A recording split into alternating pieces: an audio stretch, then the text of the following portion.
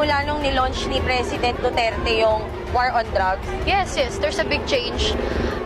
Hindi na ganun katalamak, hindi na yung parang dito na lang sa may gilid na madilim, naggaganon, watchful na sila. So, in the streets of the Philippines, I can say na secure naman. Mas naging safe. Mas nagkaroon po ako ng kumpiyansa na lumabas na mag-isa lang, ganun.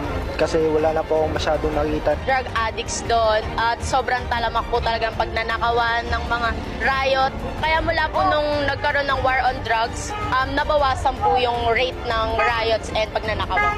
Sobra, kasi war on drugs, nandun na yung word na war.